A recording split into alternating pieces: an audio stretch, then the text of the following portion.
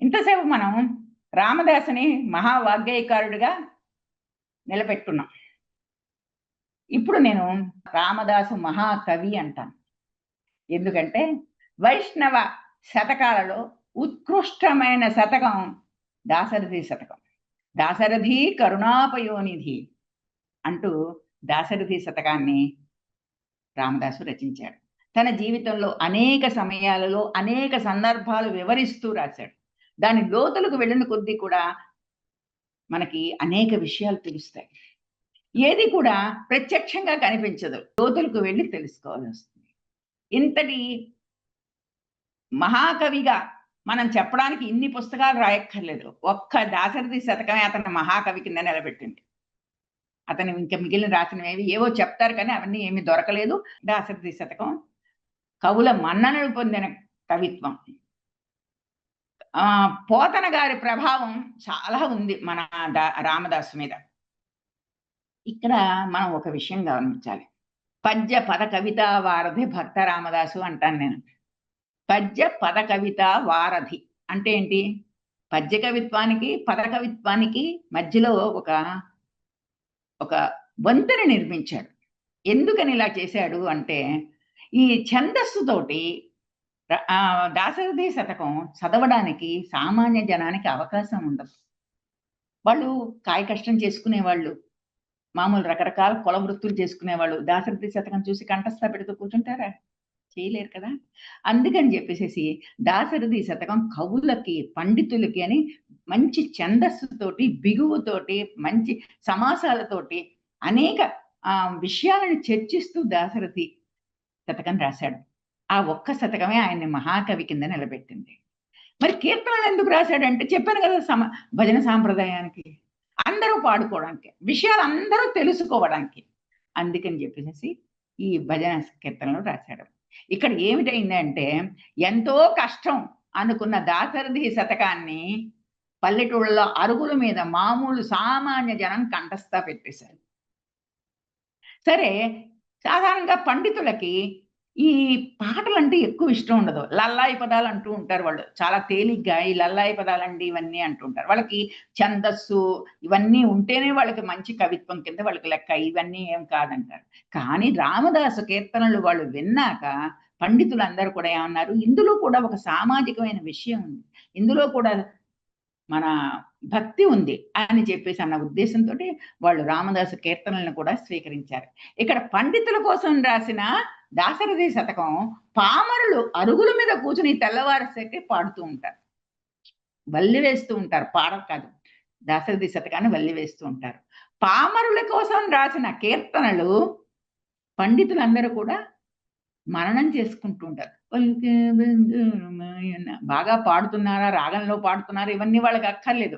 అబ్బా అక్కడ నేను కచేరీలో విన్నాం కదా, చాలా బాగుంది ఆ పాట కదా అని చెప్పేసుకుని వల్లి వేసుకుని, అంటే పండిత పామరుల మధ్యన ఉన్న ఎల్లలు చెరిపేసి అందరినీ కూడా రామభక్తి పదం వైపు నడిపించిన వాడు రామదాసు. పండితుల కోసం రాసిన దాశరథి శతకం పామరులు పాడుకుంటూ ఉంటే, పామరుల కోసం రాసిన కీర్తనలు పండితులు వల్లి వేసుకుంటున్నారు.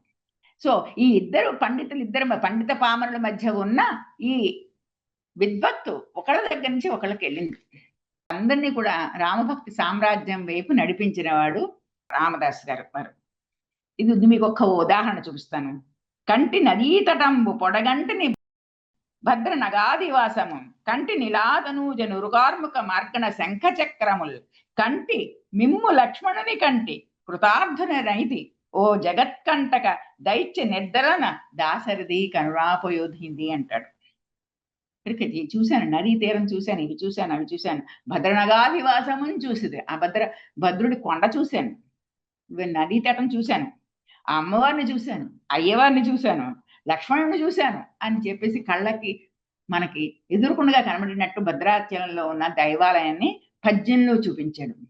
సరే, మరి ఇది అందరికీ అర్థం అవుదేమో. మరి పాట ఏం రాశాడు అనంటే, కంటి నేడు మారాముల కనుగొంటి నేడు శ్రీరాముల కంటి నేడు మారాముల కడుగంటి నేను శ్రీరాముల కంటి నేడు కుమారాముల చెలువొప్పుచున్నట్టి సీతా సమేతుడై కొలువు తీరిన మా కోదండరాముని కంటి నేడు మారాముల కంటి నేడు మారాముల కనుగొంటి నేను శ్రీరాముల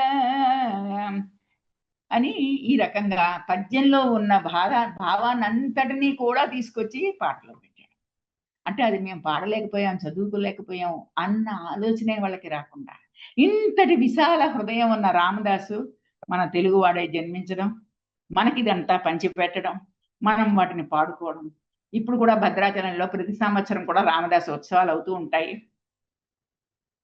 అక్కడ ఒకళ్ళ ఇంట్లో 2 గుండిగలు ఉంటాయి. రామలక్ష్మణుల గుండిగలు అని చెప్పేసి అంటూ ఉంటారు. వాళ్ళందరూ కూడా ఏదో వండుదాం అనుకుంటే ఆ వంటవాడు రాలేదట. అప్పుడు సరే అయిపోయింది, వాళ్ళు వంటవాడు రాలేదు ఏమిట్రా అని అనుకుంటే ఆ 2 గుండిగలు తెల్లవారేసరికల్లా వాళ్ళు వాటిల్లో అన్నం వండి పెట్టేశారు రామలక్ష్మణులు వచ్చి. తెల్లారి చూసుకునేసరికి దీని నిండా అన్నం ఉంది ఏమిటని చూస్తే రామలక్ష్మణుడు మారువేషంలో వచ్చి ఆ వంటలో ఉండి వెళ్ళిపోయారు అనమాట. అదంతా కూడా భక్తి అంతే. ఆ 2 గుండిగలు ఇప్పటికీ కూడా అంబాసాతల్లో ఉంటాయి.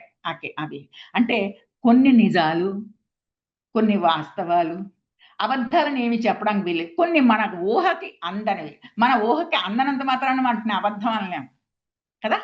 అలాగా మన జీవితాలని ధన్యం చేసిన వాడు ఈ భక్త రామదాసు. ఆయన గురించి నాకు తెలిసిన కొంచెం విషయాలు చెప్పడానికి నాకు అవకాశం ఇచ్చినందుకు చాలా ఆనందంగా ఉంది.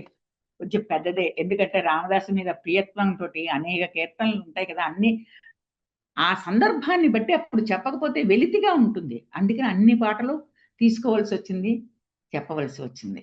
ఆ రామచంద్రుడికి నమస్కారం, భక్త రామదాస్కి నమస్కారం. రామచంద్రాయ జనకరాజ మనోహరాయ మామకాభీష్టదాయ మహితమంగళం కోసలేశాయ మందహాసదాసపోషణాయ వాసవాది వినుత సద్వరాయ మంగళం లలితరత్నకుండలాయ తులసీవనమాలికాయ జలజ సదృశదేహాయ చారుమంగళం విమల రూపాయ వివిధ వేదాంత వేద్యాయ సుజన చిత్త కామితాయ శుభమంగళం రామదాస మృదుల హృదయ రామరస నివాసాయ స్వామి భద్రగిరివరాయ సర్వమంగళం. ఈ మంగళం రామచంద్రాయ జనక ఇది తెలుగు పాట కాదు, సంస్కృత రచన. ఎక్కడైనా మనకు అనిపించిందా? అనిపించలేదు. రామదాసు సుమారుగా ఒక 20 సంస్కృత కీర్తనలు రచించాడు.